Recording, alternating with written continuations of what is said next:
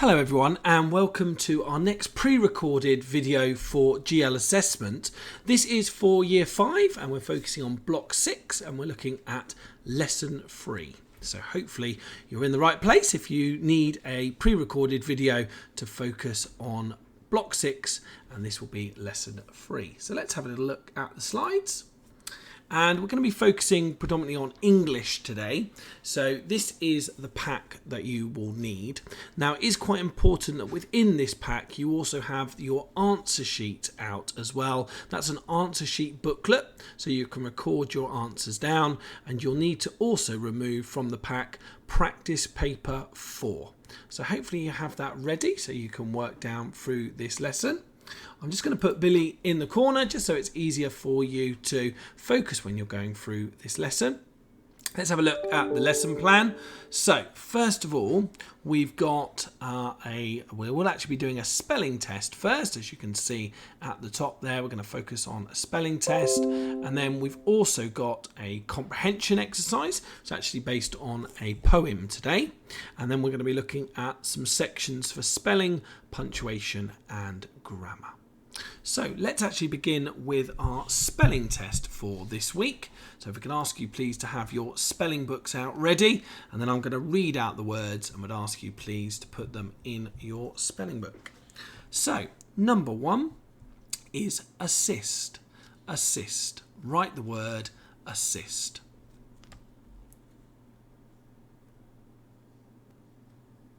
Number 2, assistant. Assistant. Write the word assistant. Number 3, assistance. Assistance. Number 4, write the word public. Public.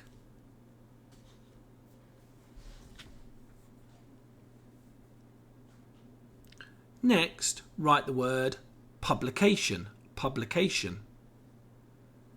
So publication is like a book, so a publication.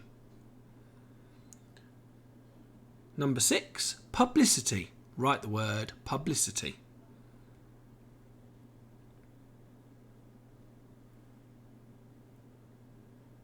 Number 7, I'd like you to write the word obey. Obey.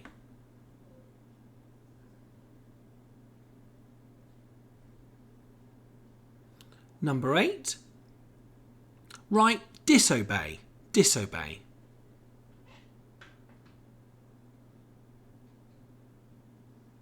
Number 9, write disobedient. Disobedient. Number 10 is examine. Examine.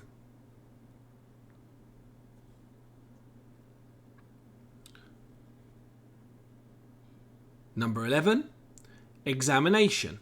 Examination.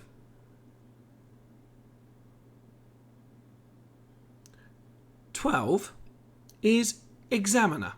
Examiner. So hopefully you were able to write all of those down. What we'll do now is we'll reveal what the answers are, and you can go down through and check and see if you've got them right. So those were the first 12 words. Here we are. We've got assist, assistant, assistance, public, publication, publicity, obey, disobey, disobedient, examine, examination, and examiner. So well done if you managed to get all of those correct. What we're going to do now is we're going to look at the main part of the lesson, which is going to focus on a poem. So I'm just going to bring up the slide here. Now what I'm going to do is I'm actually going to play the poem to you. So if I could ask you to make sure you're now in practice paper 4, and we're looking at Colonel Zachary and by a poem by Charles Causley, and that's on page 2 in paper 4. Paper 4. So I'm just going to copy this link now into Google so you can listen to this poem. Let me just pause it, and I'm just going to put up the Google Cam, so hopefully it'll be easier for you to see, and you can follow this poem down through. So please listen to it really carefully. I think you'll find this quite a good poem to listen to, and then we've got a series of questions that we'll look at afterwards. Right, off we go. Colonel for Zachary Butterworth Toast by Charles Causley. Colonel for Zachary Butterworth Toast bought an old castle, complete with a ghost. But someone or other forgot to declare to Colonel Fazak that the spectre was there. On the very first evening, while waiting to dine, the Colonel was taking a fine sherry wine, when the ghost, with a furious flash and a flare, shot out of the chimney and shivered, "Beware!" Colonel Fazakali put down his glass and said, "My dear fellow, that's really first class. I just can't conceive how you do it at all. I imagine you're going to a fancy dress ball?" At this, the dread ghost made a withering cry. Said the Colonel, his monocle firm in his eye, "Now just how you do it, I wish I could think. Do sit down and tell me, and please have a drink." The ghost, in his phosphorus cloak, gave a roar and floated about between ceiling and floor. He walked through a wall and returned through a pane, and backed up the chimney and came down again. Said the Colonel, "With laughter I'm feeling quite weak," as trickles of merriment ran down his cheek. "My housewarming party, I hope you won't spurn. You must say you'll come, and you'll give us a turn."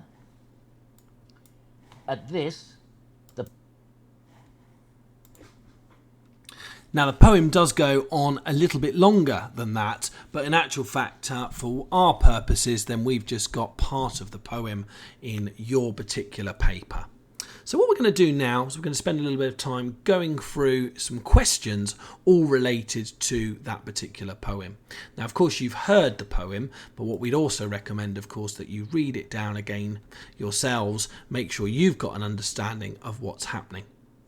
Let's have a look then at question 1. So question 1 asks, when did Colonel Vazakary first see the ghost? So we need to go back to the text to check this. And if we go back, it talks about while waiting to dine on the very first evening. So waiting to dine means just before dinner. So we can rule out the other options, and of course elimination can be applied here. So not during breakfast, not just before lunch, during dinner, no, in the middle of the night. Why had the Colonel not seen the ghost before? So if we go back and have a look at the text, you'll see here that he'd just bought an old castle, and it does say on the very first evening, so that's another little clue that the Colonel had only just moved into the castle, so he hadn't actually seen the ghost before. So as you go down through, hopefully you can give these a little tick. Let's have a look at question 3. When the ghost, with a furious flash and flare, shot out of the chimney and shivered, beware, which word suggests that the ghost is trying to frighten the Colonel? And the word here is beware, because that's indicating, and it's obviously been emphasised also with, if you think about the exclamation mark, that the Colonel is frightened. So, or the ghost is trying to frighten the Colonel, I should say, because he's not actually scared by him. So it says here, shot out the chimney and shivered, beware. And because it's been sort of shouted and emphasised, that's the word that suggests the ghost is trying to frighten the Colonel. So well done if you managed to get E. Question 4. What was the Colonel's initial reaction to the ghost? Well, if we go back again to the text, it says, "My dear fellow, that's really first class. I just can't conceive how you do it all." Now, in that, what we certainly can decipher is that he's actually very impressed. He's quite impressed by the ghost. So if we look at the options, we've got annoyed. Well, no, he wasn't annoyed. We've got impressed, frightened, disgusted and shocked. Well, we've just mentioned he was impressed. So the answer was 4B. Question 5. I just can't conceive how you do it at all. I imagine you're going to a fancy dress ball. And what does this suggest about the Colonel's view of the ghost? Well, he does not really believe in ghosts. That's really what it tells us. I just can't conceive how you do it all. In other words, I can't really understand how you're doing it all. I imagine you're going to a fancy dress ball. In other words, so he's sort of dressed up and it's not really a ghost. So he doesn't really believe in ghosts. So I think there's enough evidence in the text or within the poem to tell us that. Question 6. Said the Colonel, his monocle firm in his eye. So it's actually got a picture there of his monocle in his eye. And if we look at the question, it's saying, what does this tell us? Well, it really tells us that the Colonel was not afraid. So his monocle firm in his eye. In other words, he's not perturbed by the ghost at all. He's not frightened. So the Colonel was not afraid. Which adjective best describes the ghost's cloak? Well, we need to go back to the text and see. So the ghost in his phosphorus cloak. Well, his phosphorus, that's kind of luminous. So glowing. So let's have a look and see what the options are. Transparent? No, that's not correct. Translucent? No. Luminous. There we are. Not black and not silver. So that's the best real synonym, I guess, for phosphorus there. What are trickles of merriment? Well, if you think of trickles coming down someone's cheek, then they're like tears, and merriment is joy. So these are tears of joy. And again, if you want to double check and put it into context, it says here, as trickles of merriment ran down his cheek. So tears of joy. So question 8. Question 9. Why does my dear fellow, who does my dear fellow refer to in line 10? Well, if we go back to line 10, we can see here it says, my dear fellow, that's really first class. Well, in this particular question, he's actually referring to the ghost. So it's not the Colonel, it's not a party guest, not an animal, and it's certainly not the person who sold the castle. Why did the ghost give a withering cry? Withering is kind of like a glare or a scowl. Well, the Colonel thought he was a pretend ghost. He thought he was just coming for a fancy dress party. So the answer is A. 11. How did the ghost re-enter the room? Well, you might remember it mentioned a pane and returned through a pane. So that's another word for a glass. So a glass window. So he walked through the window. So the pane refers to the window. Question 12. How do you think the Colonel felt when the ghost came back down the chimney? Well, I think he was quite amused. He thought it was all quite funny. And there's actually, with laughter, I'm feeling quite weak. So when he returned, he thought it was all quite comical. So hopefully you've gone for C on question 12.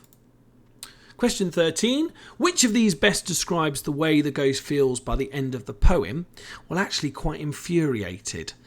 Quite angry, I think the ghost is, that he hasn't been able to do his usual thing of scaring someone. So I think he feels quite infuriated, quite frustrated by it all. 14. Colonel asked the ghost to give us a turn. Which of the following do you think the Colonel means? Well, you may remember at the end of the this particular verse, it says, my housewarming party I hope you won't spurn. You must say you'll come and you'll give us a turn. So if we go back to the question, it says, scare the party guests. In other words, come along and scare the party guests and entertain the party guests. So the option that we needed to choose here, from what did the Colonel mean from give us a turn, it's 1 and 3. So it should be E. Which of these is not something the ghost does? Now, if we were to go back to the poem, he doesn't actually moan. he does shiver, cry, roar and walk, but the ghost does not, certainly doesn't moan. So that I've highlighted the ones that you can see he does do. So it would have been a case probably going back to the text and just double checking, and you could have eliminated the ones that he does do, and that might have just left you with moaning. Which of these words best describes the sort of poem the author wanted to write? Well, it's clearly quite comical, isn't it? So it's funny. I don't think you'd describe it as being scary. 17. Which of these is the closest in meaning to conceive? Well, if you conceive something, you imagine.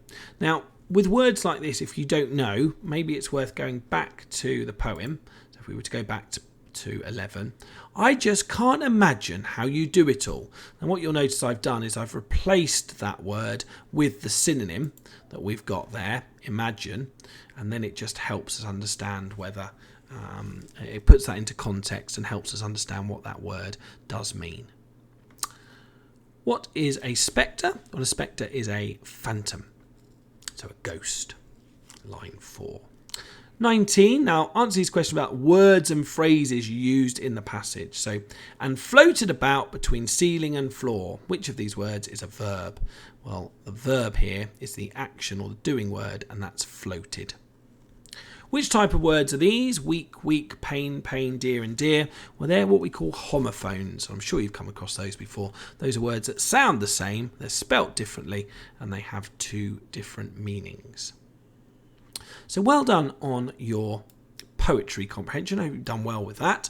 Let's now go, we're still in the same paper, we're still on paper 4, but we're now going to go to what's called No Place to Hide on pages 8 to 9, and there are 12 questions that we're going to have a look at here. Now this is a grammar section, and it's all about selecting the right word to complete the passage. So let's see what we've got. Put it this way. You're an insect. Now, obviously you are, and we've shortened it as a contraction, so that makes sense. Put it this way. You are an insect. You are the smallest of the small. You see the hungry predator that's coming in your direction. So we're just choosing one of the words that will complete the sentence. Now what we've done is obviously highlighted the right words. You may have well done this where you've actually underlined the right letter to indicate what the answer actually is. Let's have a look at question 24. You hide behind a stone or a blade of grass, or maybe in a little hole somewhere, trying to merge with your surroundings. Now, just suppose there is no place to hide. There's no place to hide. So again, hopefully you've selected the right word, and always with these, if you read a little bit beyond the gap, it'll give you certainly a contextual clue, but maybe even a tense clue as well to what that word should be. Let's move on to the next one. The best thing you can hope for is that you like a part of your surroundings. If you don't, prepare to be gobbled up. If you do, however, you have a much improved chance of surviving. This is the way camouflage works in nature. So again, you can see all of those right words highlighted, and hopefully you're able to go down and check those off. Right, we're now going to have a look at the spelling section. So this is on pages 10 to 11, and hopefully you've been able to spot within the sentences the spelling mistakes. Now, there may be a spelling mistake within the sentence, but if there isn't, you would have recorded down N on your multiple choice sheet. So let's go and have a little look. Now, is it quite important with these that you actually read the sentence? And the reason for that is you may be looking out for things like homophones. We just talked about homophones, didn't we? Words that sound the same but have a different spelling. So it is really important that we use the right homophone, otherwise the sentence won't be correct. So let's look at the first one. It is said that the monarch with the shortest reign in England only ruled for 2 months. And you may see here we've got rain as in rain from the sky, but we need the reign as in the Queen's reign, so R-E-I-G-N. So that's why there's a spelling mistake there.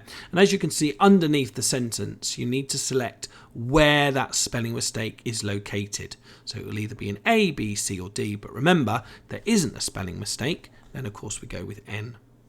Then we've got delicious, that's spelled incorrectly on D.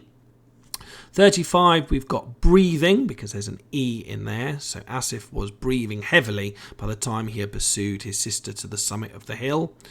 Your health will improve by consuming this hearty breakfast containing optimum levels of fibre. So hearty is missing out the E there. So you can see that's not spelt right. So hopefully you've done well there. You spotted all those 4. On the next one, there are no spelling mistakes at all. So you need to look very carefully at all those words, but you need to realise that they are spelt correctly. So you would be selecting N on your multiple choice sheet.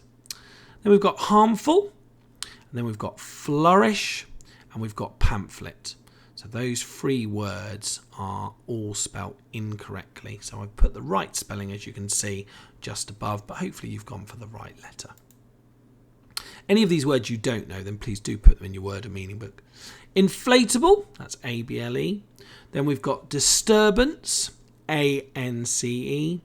Then we've got disappeared, and we've got surprise. So every single sentence there does have a spelling mistake. Hopefully you've been able to find them. If you didn't know it, put it in your word and meaning book. Look very carefully at the prefixes and the suffixes. Got an I-B-L-E, A-B-L-E mistake there.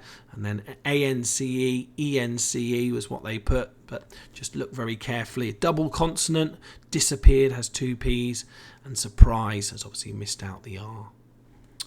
Right, let's have a look at the last section. The last section is called Death by Chocolate Cake, and this is a punctuation section, and in this particular one you're going to need to try and find where the punctuation errors are. So let's just go down through and we'll just point out where those are located. So again, it is worth reading the sentence, and certainly reading sentences you can see where you might take a breath, for example, and it also can really indicate where punctuation is missing. Now I've obviously indicated where the punctuation mistakes are, but if I just point out particularly what is incorrect. We hunted around for the simplest, yummiest cake to tempt all you cooks out there.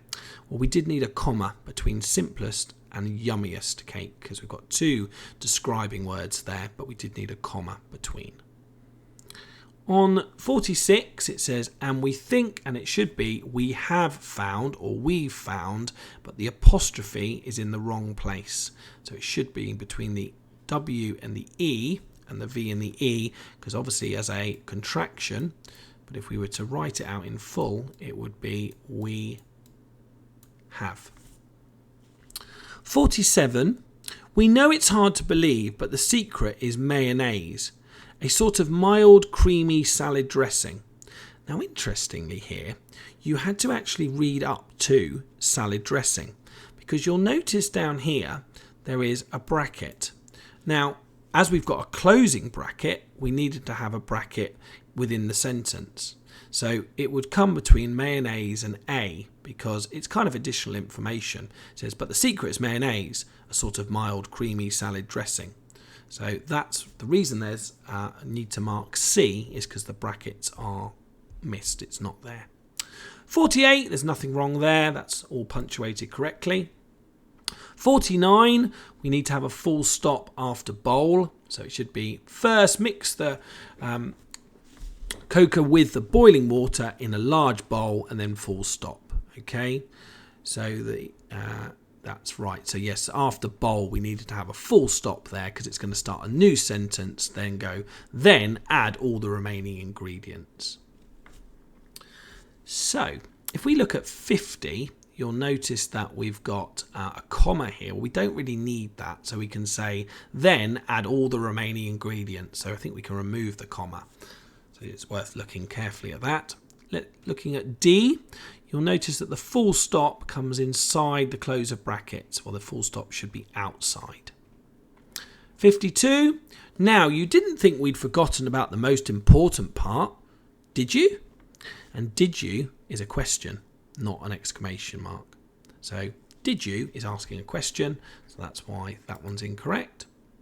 53, we've got A as the mistake there. 54, we've got D, a full stop. 55, there's nothing wrong there. And then 56, we should have an exclamation mark after wow. So I hope you've managed to do well there and you've managed to get all of those right. Let's go and have a little look at your homework section. So your homework sections from week 2, there's some more comprehension to do. You've got 2 comprehensions. Would suggest you time yourselves for those. That's quite important now, that really anything that you are doing, you are timing yourselves with your homework. So please do make sure that you are timing yourselves. And the last little slide that I will just show you quickly is to show you the spellings. So you now need to focus please on the homophones. We talked a lot about homophones in this lesson, but in test 2. So I hope you found this useful. Thank you very much for watching this video, and we look forward to seeing you hopefully in your next live lesson, but hopefully this video was useful for you to work through if you can't make them. Thanks a lot. Bye.